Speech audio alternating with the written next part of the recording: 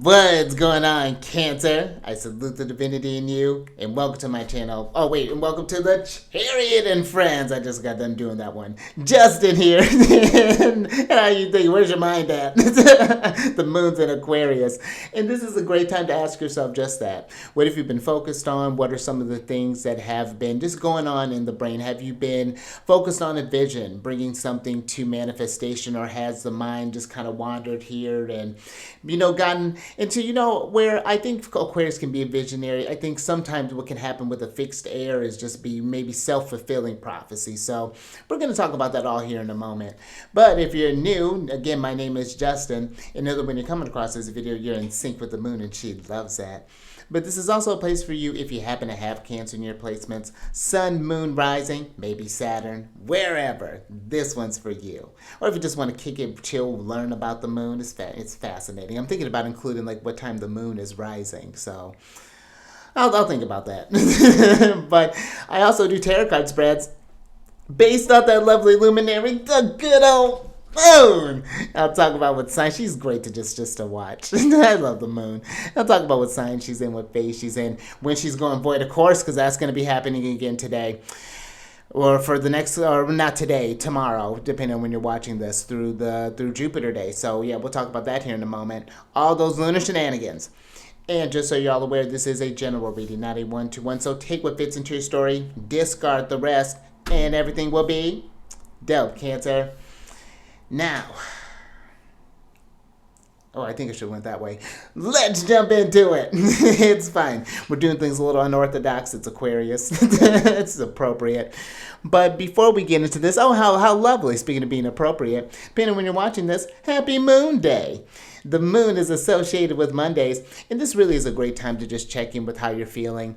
And I think, too, when the moon's in an air sign, this is to check in with that difference between what you're feeling and what you're thinking and how they are interrelated, but there is a difference between what I'm feeling about something and what I'm thinking something is. So I think that can be even a fun little exercise, especially, again, with the moon being in an air sign to do on a moon day. But this is just in general, just to check in with how you're feeling. I think that's a great way. Doing some just like homey things around the house to help you feel good. Maybe this is a great time to do some chores around the house. I find that moon day is a great day to just kind of keep busy with some things that you don't really have to rush. I think that's a nice way to kind of just spend a moon day. But if you got to go into work or anything like that, just making sure starting your work week, setting the mood right, setting the day. It doesn't have to be Monday. Like, yes, Monday, you're here. Moon day. I was born on a moon day. So we love moon days. But also, another thing that I like to do when I'm on these days, or even during like the hour, well, more so during the days, is just like kind of reflecting on what is my relationship with the moon. What sign is the moon in? What house is the moon in? How do I feel about moon transits? And the moon does move really fast. I've been kind of tracking the lunar transits over this last year, and there are some that are very interesting to observe. I'm starting to lock some of them down a bit more, but I definitely have it's nice to just get like a general flavor. Like, okay, when the moon's in Scorpio, I know that those are usually times times for myself, because there's a lot of activity that's happening during the moon in Scorpio. She's squaring all of my Leo placements, my Saturn, and also squaring my Saturn placement, opposing my midheaven, and trining the sun. The only thing she's not talking to is the moon. Aries does that. And so it's good to know where this stuff is happening. That's actually a very active one for me, Aries energy. That's an active one. Sag, sort of, too. Yeah, that's a very active one. So it's good to just get a feel for where the moon is at and how that fluctuation of the emotions. But let's keep the lunar shenanigans going, because on the 24th of March, the moon is going to enter into Aquarius at about 8:25 a.m., and that's going to be Pacific time, and she's in a waning crescent phase. Now, this is a particularly kind of quiet time for the moon phase. We're getting ready to get into the new moon here shortly. And this is a time to just kind of assess, what did you think about how this lunar cycle went? When you started, think back to when this cycle started. This was back in, let's see if I can find that. It was No, no, not the 27th. That's not true. Oh, yes, it is. Yeah, we're in March. So, yeah, it was the 27th. I was like, that doesn't seem right. Yeah, it is. So, think back to the 27th of February. And what things were coming up for you? Where did you see this thing going, and where you're at right now? And seeing what maybe is going to change going into the next one. What are some things that might get carried over? But this is a time to just kind of reconnect with yourself, show compassion for yourself, even if this thing didn't show up like how you wanted to. I think that Aquarius, you do want to be mindful of just like, again, where your mind is at, because you hold it in your head, you hold it in hold it in your head, you can hold it in your hand. So, yeah, I think that that's just a great way of just spending the waning crescent. Just a time for reevaluation, for resting, doing some meditation. Like, okay, I really brought it here. I could have brought it better here, and I'm gonna be mindful of that going into this next lunar cycle here. So, and it's gonna be not the big one. It's gonna be, we got an eclipse coming up, so this is gonna be a chance for setting some big intentions there, starting some newer stuff there. Coming in hotter, fresher than ever before. But when you think about just Aquarius, they're ruled by Saturn. That, like I said, they're the fixed air sign, active or young in nature. And so Aquarius does have this very visionary, I think, kind of mind. And Saturn can give that form. That's the really cool thing with Aquarius. They're like human vision boards. But I think that there's a way that Aquarius can connect everyone together for the grand vision. They have such, because what they're visualizing isn't just something that's going to affect them. It is going to impact the community in some way, shape, or form. So I find the moon here is a great time to just kind of connect with. Like, you can see where Aquarius can get associated with like groups and networks and things. All the air signs have this capacity, but Aquarius has this unique way of going about it. Saturn rules Aquarius traditionally, and it's kind of fun to think about that Saturn in a social type of way. This is the Saturn that seals deals, that makes contracts, and not just in business, but in friendships too. Someone who's going to be loyal, someone who's going to be there through thick and thin, that's going to be able to provide you perspective. I think that that's a great way too for objectivity. I think that the moon in Aquarius could be really great for that, for seeing yourself outside, really kind of getting into observing the habits and things that you are, the things that maybe you've been kind of fixated on with that energy, and see if there's any adjustments that are needing to be made there. So it seems, just where you may be resisting change. That moon in Aquarius, that's the Seven of Swords. So that's just something to think about there. But let's talk about the void of course, because that's going to happen on a Mars day, the 25th of March, and it's going to start at 11 a.m. and it's going to go until Jupiter day, the 27th of March, till about 1:55 p.m.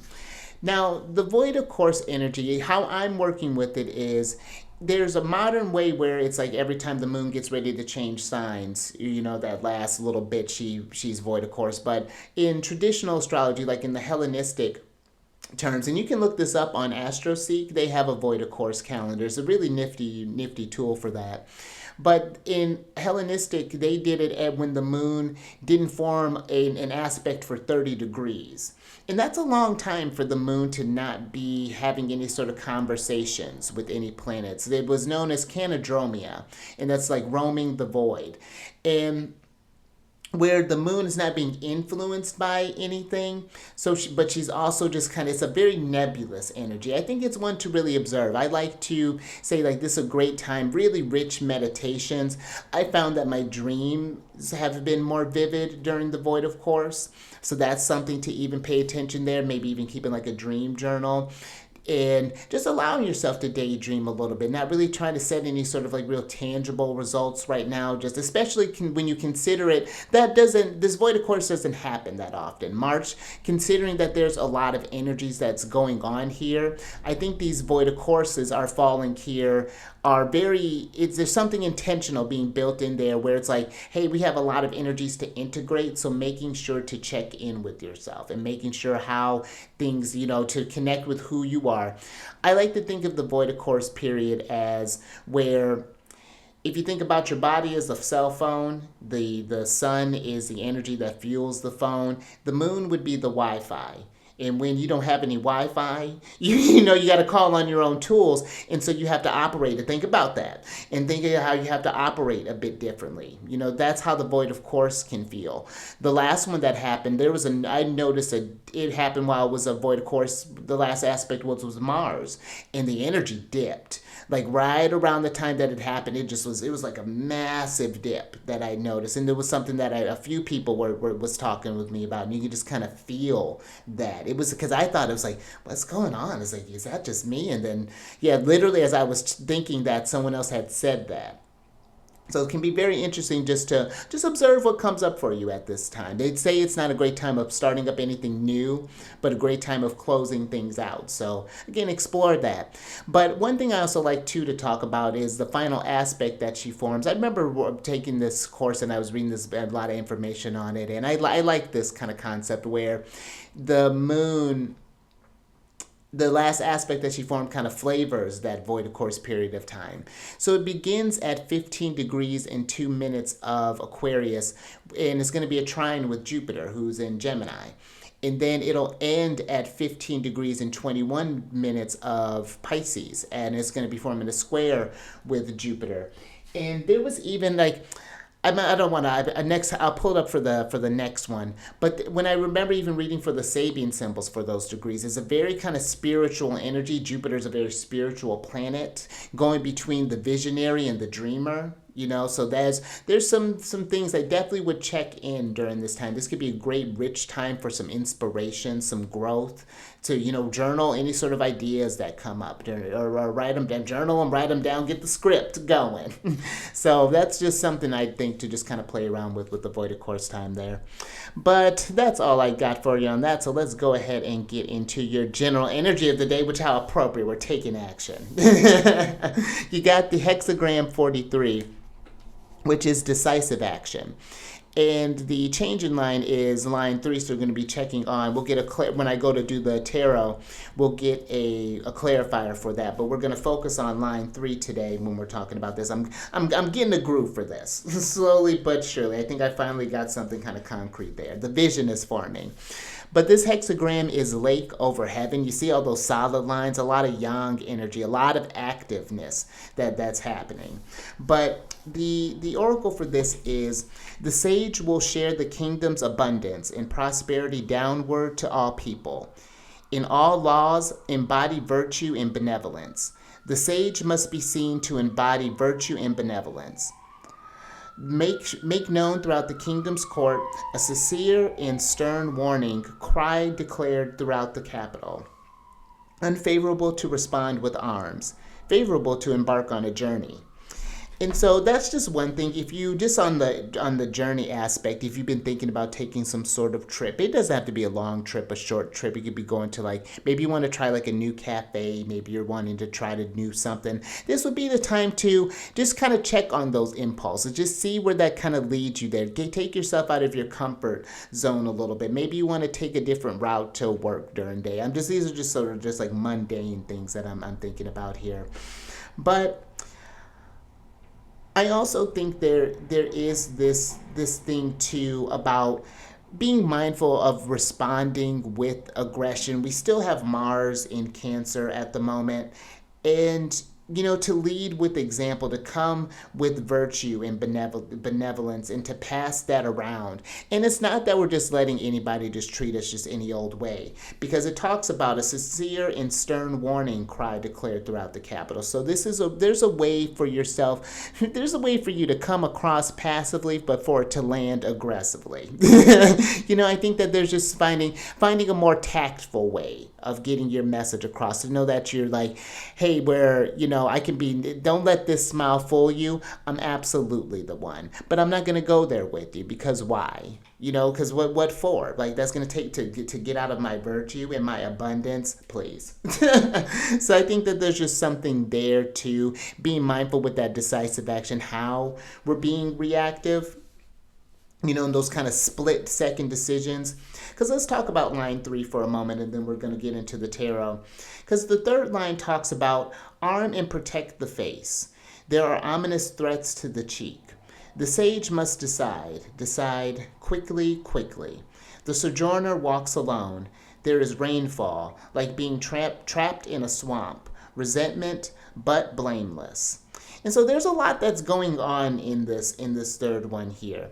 I'd say one, when we're talking about just again those sort of like if you find yourself in like those quit moments where someone maybe decides to say something again that maybe just kind of turns you off or kind of like really heats you up, it's like, sure, would it be easy just to respond with a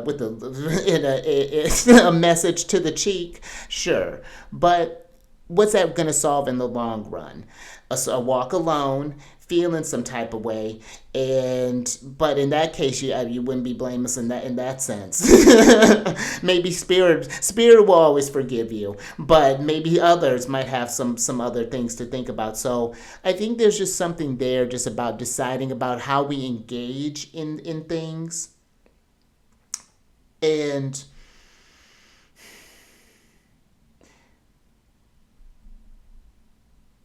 there may even be that times where you think like, man, like, I don't know, there's like this like maybe fear of coming across as weak possibly here. But I think there's just something about just rising above, and where either way it may lead to that walk alone. But how do you want to reflect on that? Are you really going to feel good having like, like just be giving into reaction or having known that, what, this is something where I'm trying to rise above that. And again, this doesn't just have to be in just like in like violence. This could just be in any sort of thing, whatever we're working through. But yeah, just kind of something to meditate on there. But let's go ahead and switch over here and get to the tarot. But just so you, before we get into this, know that these readings that I do, they're not gender specific readings. So apply these energies to people as they make sense for your situations. Now with this tarot, I'm going to get 6 cards here, and each of them are going to cover a different theme. And I'm going to get a clarifier for that third line there to see if we can get a little bit more on that story. But for the first card, this is going to cover any sort of like short-term money matters, things along those lines. So not money advice or anything like that. So just keep that in mind. But let's see what's going on here. Oh, interesting. So you have the 6 of Pentacles here. And for me, this to me, like, one, I think there's a need to get the energy moving, like maybe to invest in something. Like maybe you're thinking about wanting to go for a school. Maybe you're thinking about, maybe you're wanting to do some sort of like charity, or maybe you're wanting to go again on some sort of trip here. But I think that there's a need to decide like where you're wanting to kind of allocate your energy, your resources, your time, and just thinking about more ways to maybe set yourself up for success. Maybe, like that's one energy that's just kind of coming through there. And maybe just be mindful of just how much you give out of your time and the things that maybe impede in front of that. There's of course it's okay to give out some energy. This owl here sharing this one pentacle, but it's still got some back here that it can call upon, so it doesn't completely deplete itself. But I also think that there's 2, where it was talking about going back to this hexagram, talking about the abundance and the prosperity, passing that downward to all people. I think that there's like this going with kindness, going with blessings. I do this thing where I just kind of go out, I may not always say it out loud, but I'll just kind of see just people and just acknowledge the divinity in them. Just something, just they acknowledge something, spirit seeing spirit. No matter where we're at on our journeys, that there is a similarity there. And so even just kind of passing that around and just seeing how passing that abundance around that returns to you as well. I think there's something even there, a little bit there with that. So just something to think about. Let's get to the next one, which it deals with medical matters, but keep in mind this is not medical advice. Talk to your doctors and your healers and all that good stuff. Oh, and talk to the High Priestess. Talk to your, absolutely. So I'll give you, guess what you got. So with the High Priestess here, I do think that there is something where if you're sensing that something's off, This is, when the high priestess is kind of is a secretive energy. What goes on between her is between her and spirit. And I think that there's, just something about just if something's feeling like you just need to check something, and it's not in like a paranoid type of way, but it's more so just to maybe put your mind at ease there, just like sensing maybe that the body's off or something along those times. And maybe if this is not something physical, maybe this is something more maybe emotional. Maybe you're sensing that someone's feeling kind of off there. You can't explain why, but the high priestess can see through the veils, and she picks up on the subtle messages of things there. So maybe you're noticing someone's getting like some sort of you're just noticing the signs. Maybe you're seeing someone who's having troubles like bending down and reaching things or something like that. Maybe this is a family member, a friend, a partner. It's just like, hey, why don't we do some yoga together, or why don't we do this, or why don't we explore this sort of thing, or make it like a joint thing to where it's not like where you're saying it's something with them, it's something that you want to do as well, and you're looking for, you know what I mean? So like if let's say if you had a family member who needs to go more, well, who needs to walk more, and you're just like, hey, I've been trying to get like a walking buddy, but no one will come with me. Like, will you come with me? Like, I mean, come on, you can at least do that much for me, and make it about you and not about them. But that's just something that's just kind of coming through there with the high priestess too. I think one more thing with her is sensing when something or someone is taking, again, too much of your time or your energy, your to where it may be putting you at your detriment a little bit, where you're feeling just off, where you're not connected with yourself because you're constantly needed to maybe be connected to someone else or something. So there's even a little message there that I would pay attention to. All right, let's get to the third card here, which is going to talk about any sort of legal matters or social affairs. This is not legal advice, of course, and we're going to get a clarifier on this as well. But let's see what's going on in your social life. Oh, look at that. Interesting. So you got the Hierophant here. A lot of intuitive energy with the High Priestess and the Hierophant. And to me, the Hierophant is someone is a passer down of the secret knowledge, but this to me is feeling like a.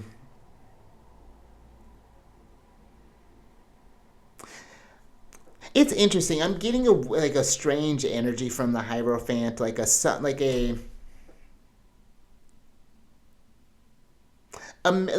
someone making some sort of declaration that's maybe like a misrepresentation of you. For example, if this is a legal matter, let's say someone may be trying to make you look bad by setting different dates, or like saying that you got to pick up the kid at this time, but then they're saying that let's say their practice ended at 6, but really it ended at 5, and then you look late, and then you know what I mean. That's this kind of like sort of example that I'm getting. Or maybe even there's some sort of like maybe with a marital type of well, I guess that would be the same thing. But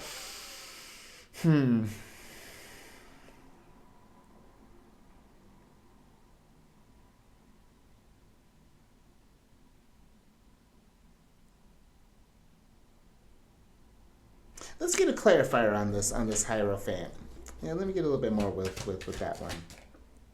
And you got energy, you got the moon, and you got Taurus here. Oh, interesting. So you got the five of wands here. I'm getting like there's like this internal struggle that's going on. I'm not quite like maybe you're coming in as like some sort of like maybe there's some infighting that's going on maybe in your social circle, and there's trying to be the one that's trying to bring the peace maybe with this Hierophant here. That, or there's this I'm getting like this weird, it's like I'm getting like a picking of sides sort of thing here, some sort of conflict that's needing some sort of resolution, someone who can come in and maybe bring the kind of reins in. Or Yeah, something. Yeah, this is really. Because the Five of Wands can be, very combative. So this could be where maybe you're trying to figure out some ways to get something to end here, and this might be, and if it this might be maybe even needing to seek some sort of counsel here. But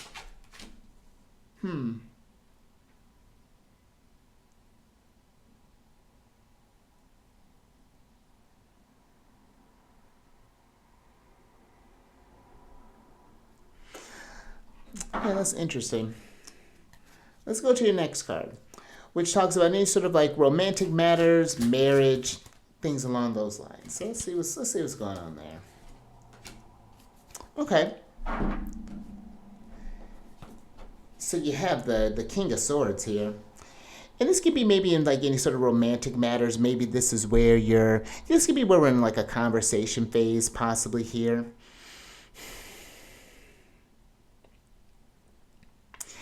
I am getting just kind of just going back here, between the kind of social fairs of these two.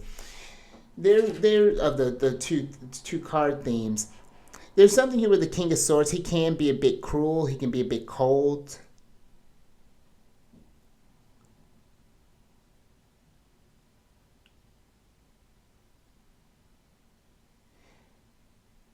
And maybe this is like the King of Swords. Like he's this coldness. It's not just to be mean, maybe, but it's more so just to establish a sense of order. Maybe something is just it's gotten out of whack here, and there's a need to just kind of rein in maybe the language hasn't been very constructive, and now it's time to be just more mindful with the words here with the King of Swords.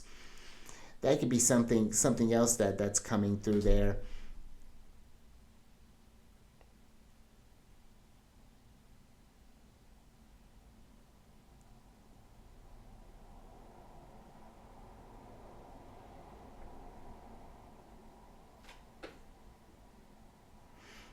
I'm even getting something here about maybe even staying out of something. The Hierophant, I think maybe think it has all the answers, but sometimes you're just like it's like something about being mindful of what you're bringing at your doorstep. Sometimes it might be best to just let this Five of Wands kind of just work itself out.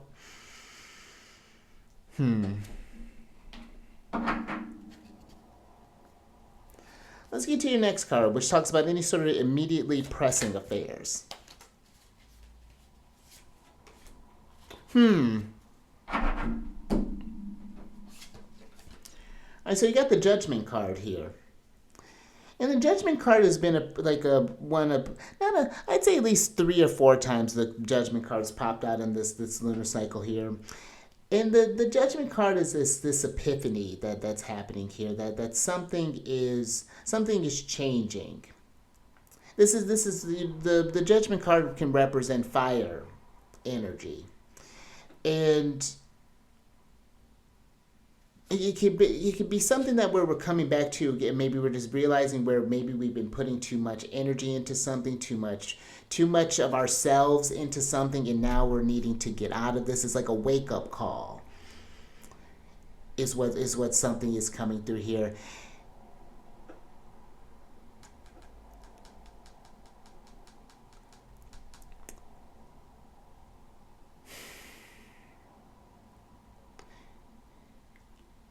Just take it if it resonates. It could be this like a conversation that's maybe there's just a little conflict, and I'm just thinking about the Hierophant and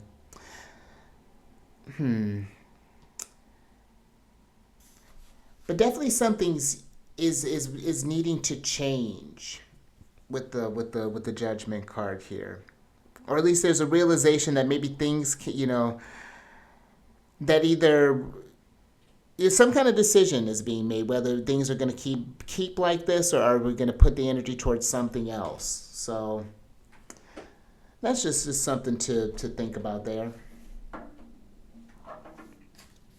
right, let's get your last card here, which talks about just any sort of like the destiny of this reading here, the karma, any sort of consequences of actions, things along those lines.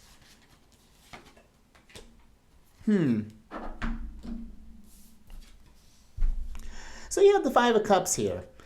Whatever's going on here, I think whatever's in this Hierophant pocket, any sort of like social, this could be where maybe there's something that's going on with the neighbors, where there's some sort of like zone thing that's being, or permit thing that's being violated, or maybe whatever this thing is, and we're just kind of just overall disappointed with the situation there. I think it's just realizing that this might just be a real disappointing situation, or whatever this epiphany thing is, that it's not going to be for nothing, I think that sometimes it's like realizing a situation was there to teach us that there's more to life to offer than just this. This thing has filled its purpose, and now it's not doing it anymore. And now it's a time to look to something else here. Is what I'm getting with the Five of Cups. Just kind of. Yeah, just kind of like, maybe mourning some sort of loss or something along those lines. And this doesn't have to be just like an actual, just like, this could be a number of things, where we're just like, just a relationship with something has changed. So, a little something to think about. Let's get some advice from Saturn.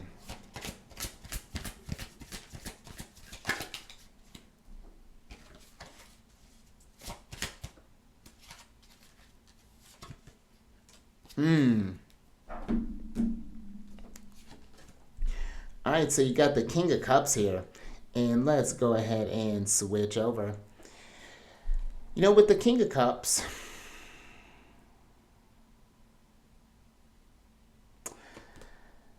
the King of Cups is a complex one. The King of Cups deals with, I think, a lot of just. He's usually just like throned on an ocean, and he can represent this emotional wisdom, but with that wisdom comes turmoil. You have to, similar to the King of Swords, where in order to get wisdom, he's had to learn some things. And it's similar with the King of Cups here, and I think that it's a very kind of Saturnine message, where it's just like, this thing, where we ended with the Five of Cups being disappointed, we'll come out of this thing stronger with the King of Cups here, and more compassionate, and of course, just wiser,